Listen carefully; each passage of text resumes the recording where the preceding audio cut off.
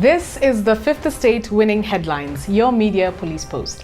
In this segment, we summarize some of the headlines that you might have missed this morning, and we take a look at the political pieces we call cartoons in this country. Today is the 30th of April 2020, and I am DM. I am JM. And I am GK, and in case you missed the headlines, here they are.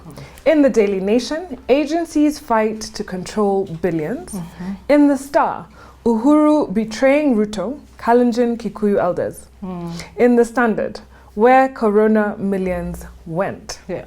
Guys, shall we begin with the Star? The Star. The Star is telling us that there's a section of Kikuyu and Kalenjin leaders who are claiming that Uhuru Kenyatta is frustrating William Ruto through elaborate state machinery. So the Star spoke to the elders, or the elders spoke to the Star, and there's two groups.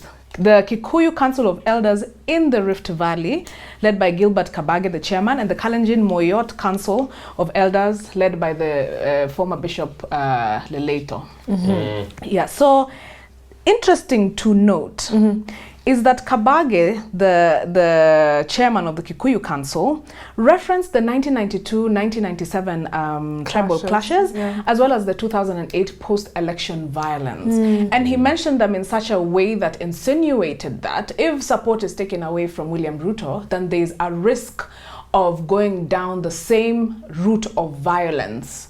Wow. Yeah. And As happened in those years. Is this a fair ultimatum? Are we saying you must vote for this person so that the country is safe? Is that how democracies are supposed to? It's not a fair ultimatum, but there is a chance that it's a true ultimatum. And note who it is that referenced this. It's the chairman of the Kikuyu Council of Elders in the Rift Valley. So he's talking, saying, protect us. You see, this is the undertone. Yeah. If this decision is made to betray Ruto, then we are at risk. It is the Kikuyus who live in the Rift Valley who will bear the brunt of it. Why? Because they are physically there. And it has been a traditional hotspot of violence. Interesting. Well, we have a three-part criteria that we're going to use to judge the headlines. We're going to ask ourselves, is it topical or speculative? Is it repetitive or groundbreaking? And is it thoughtful or just plain lazy? I mean, I think we've been hearing about the Ruto betrayal in the news in that sense, but the new angle here is, you know, the violence aspect. Yeah, but GK, I think this Uhuru betrayal, it's becoming, it's ad nauseum now. It's becoming nauseating. Yes. So, shall we toss it? Let's toss it. Toss it? Okay. Well, let's look at the Daily Nation. Agencies fight to control billions. And the two agencies here are KEMRI and the National Influenza Center. And they're in a tug of war over the World Bank donation of about 6 billion shillings or $60 million. And, you know, the Treasury is holding on to the money because the two cannot agree where it should go. Yeah. So you have the Influenza Center wanting it and KEMRI also wanting it. Now, KEMRI is playing hardball. KEMRI is also, according to the article, delaying the COVID-19 testing to government in a bid to arm twist them so that the money can come to them. Over the weekend, I think there was a firing of the director or a demotion of a Dr. Lutomia, which they're saying is politicized, but Kagwe is saying it was for management reasons.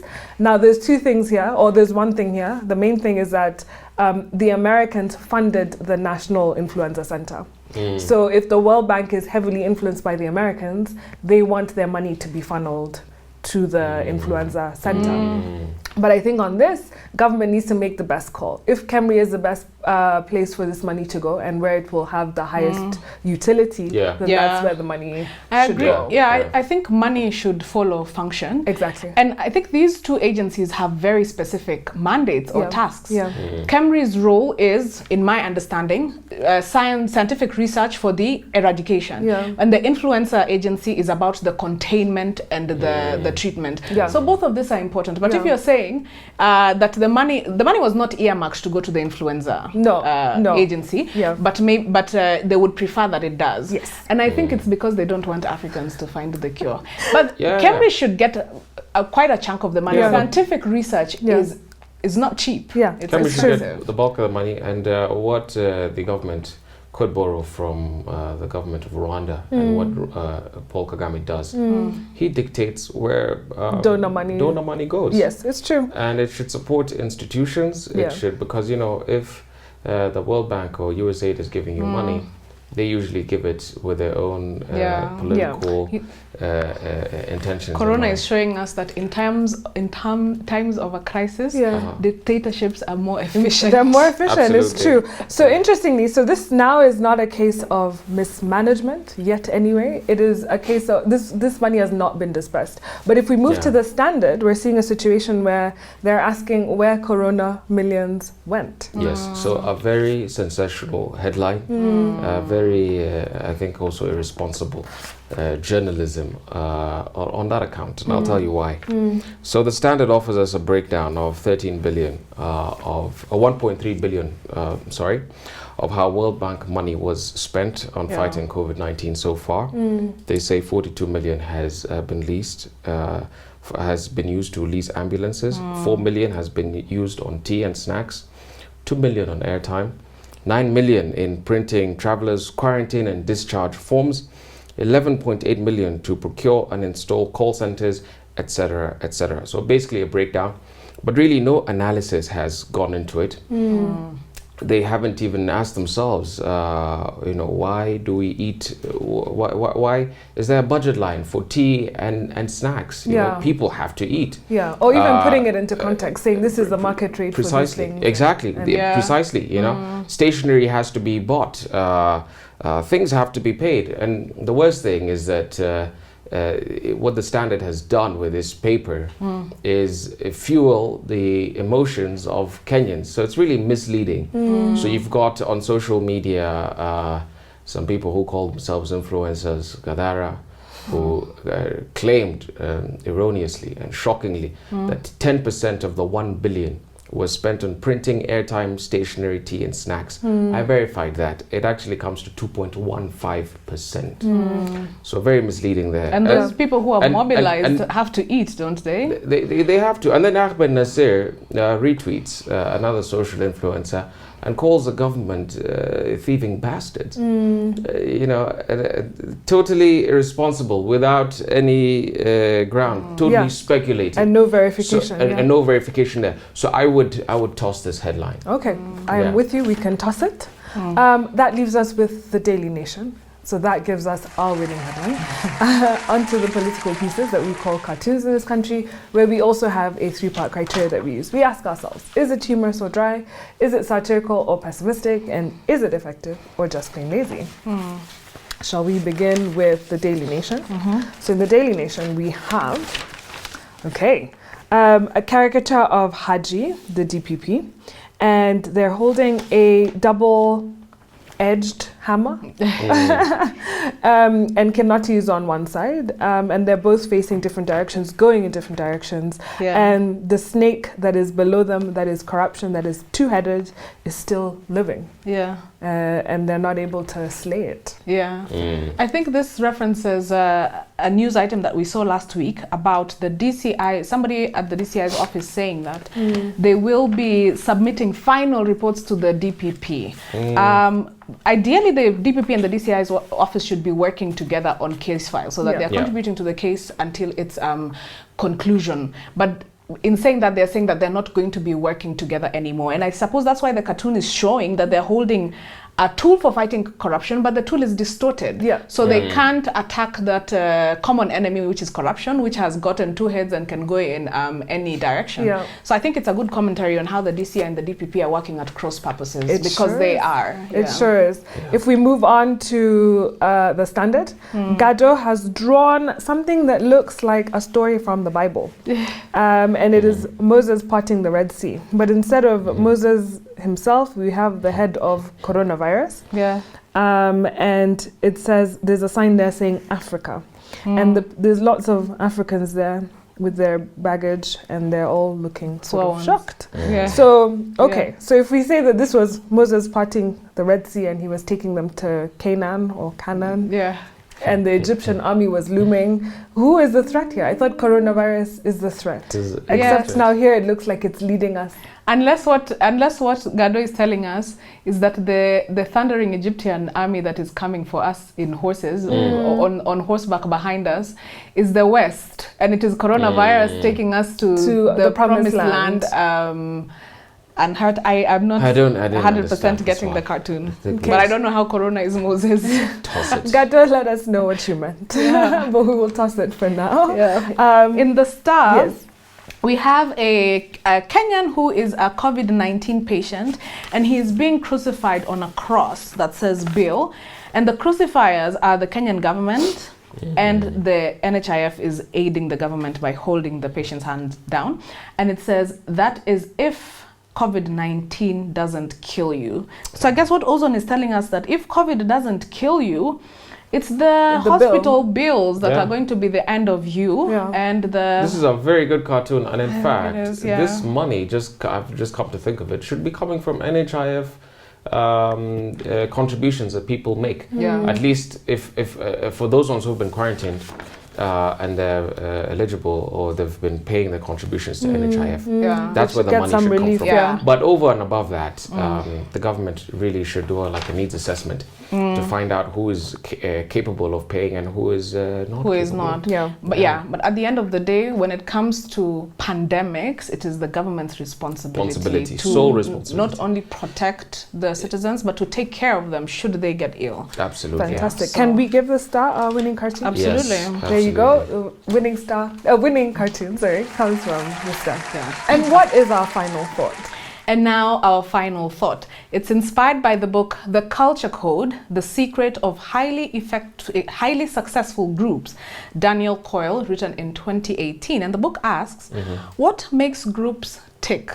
Why do some teams outperform others, even when they seem to be evenly matched? Working together makes the world go round, he says. Even the most brilliant geniuses need other people to help them get their ideas off the ground. But working in groups is never easy. Everybody knows that. A dysfunctional group dynamic can lead to all manner of infighting. So what makes a team more than the sum of its parts?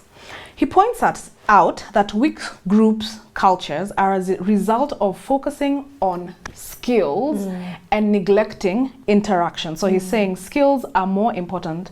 Interactions are way more important than skills. So rather than paying attention to the quality of the interactions, people struggle to determine what their position is within the group and creating hierarchy and worrying about their own status. So attention is taken away from the task at hand.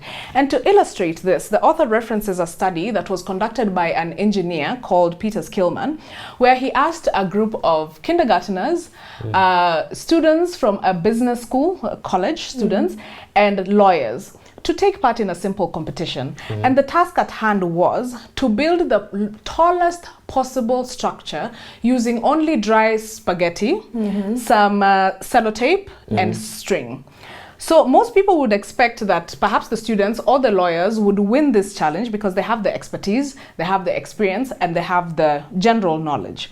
But as it turns out, it was the kindergarten children that won this exercise. So how did they prevail over their older and presumably wiser, more logical competitors? The answer is group dynamics. So the students and the lawyers began by analyzing the task at hand. They started discussing what the right strategy is, and then quietly and perhaps even subconsciously, they started creating or establishing a hierarchy. But the kindergarten, their approach was radically different. They just started doing the work. They didn't try to figure out who is responsible for what or what strategy do we use. They simply started the task. They started, whatever failed, they started over again. They did this over and over again until they finally built the structure, while their counterparts were still haggling about who is right and who is king or queen of the task. Fantastic. So we have something to learn from kindergarteners. So in the second skills that he talks about in the book is about the importance of sharing vulnerability in a group setting. So Daniel posits that in strong teams, members show their weakness, they share their feedback, honest feedback, and embrace uncomfortable truths and share the risks within the team. And this, he says, creates a foundation of both trust and cooperation. So he says vulnerability is about sending a clear signal that you need help.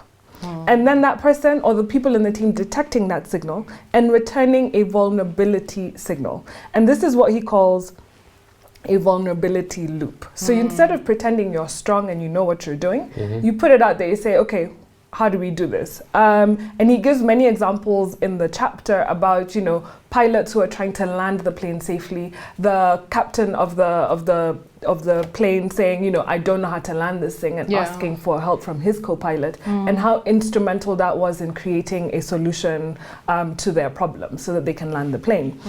So he says group members need to feel safe to share their risks and to give that open and honest feedback. So over time, he says that when groups do this over time, they form a shared mental model and operate like a single organism in harmony. And that's why he gives an example of the Navy SEAL team, the US Navy SEAL teams, and why they work so well. So Navy SEALs do something called after action reviews, AAR. So each mission is discussed to share vulnerability and model future behavior. So he gives the example of when Osama bin Laden the decision was made to take out Osama bin Laden using helicopters. They were going to come in using helicopters. So they simulated this crash so many times, simulated crashes, and also did these AARs. So what the actual components of the mission would be. So much so that by the time the actual mission team got on the ground, they did it so well, they adapted so easily that the mission was over in just 38 minutes. So in order for them to get to that 38 minutes, they had to really go through modeling this behavior so that when they got there, it was almost instant and natural to them. So he proposes that there are ideas for action. For instance, you must over-communicate your listening. He says that posture and expression are really important when you're in a group setting. And it's a way to prove that you're in sync with someone. So that's why when I speak, DM will go, And it's a way for me to know that we are in sync and she knows what I'm saying and what I'm trying to do. And then he says that it's important to spotlight your fallibility early on, especially if you're the leader. Show that you may have weakness, and this creates that vulnerability space. And then he says, embrace the messenger. Don't just tolerate bad news, embrace it. So when someone comes and tells you something you don't want to hear, try and find a way to embrace it. And then he says, overdo saying thank you. And he says this is more than just about saying thank you. It's more about affirming the relationships within the group. That's why in highly successful groups, you know, you find people saying, or in highly successful teams saying, thank you for having me as your coach. Something as simple as that. And all these actions ignite strong cooperative behavior, which is a good culture for a group. So it's really interesting. It really is. Skill number 3 is about establishing purpose. And he says, if you want to build a sense of purpose amongst your workers, repeat the purpose again and again, and don't shy away from corny slogans. So the first thing the author recognizes is that establishing a sense of purpose isn't something you can do overnight. It's a process that involves failures and learning from past mistakes. And so he urges leaders of teams to take their time in establishing that purpose. Once you have hacked it, once you've gotten it, drill it into your staff, drill it into your team or followers if it's a movement, that kind of thing, through what the author calls over-communicating. And he says repetition is integral to a shared sense of purpose. And you do this because that's the only way your group members will understand why you're doing what you're doing. And he gives results of a survey which was conducted by Inc. magazine, I think in the US, which showed that when managers, so in this, beg my pardon, in this survey, they asked the average executives, on average, amongst executives, how many knew the company's purpose, and they said 64%. Not bad. Not bad at all. Actually, it's quite good. But when they asked the actual employees, it came back at 2%. Wow. And so what he's saying there is, you as managers, you as leaders, you might know what your purpose is, but don't take it for granted, because you know, your employees down there, if they're not constantly hearing it, if you're not constantly repeating it to them, then they'll have no idea. They'll have no idea what it is, and they come to work demotivated. They don't understand why they're doing what they're doing. And in fact, we've studied another book, Simon Sinek's Start With Why. That's the most important thing, purpose. More than the what. Interesting. More than the what and the how. You know what this book made me think about? This country is led by an executive of 2 people, and we want to expand it to 5. I think we're going to have dysfunctional group dynamics. So they need to read the culture code. They need to read the culture code. Interesting. So on a day where we had a winning headline from the Daily Nation and a winning cartoon from the Star, I want to leave you with this. Culture is a set of living relationships, working towards a shared goal. It's not something you are, it is something you do. So have a good evening. Please subscribe to our YouTube channel, but also find us on TV. We're on GoTV, Pan Free to Air, and Sort.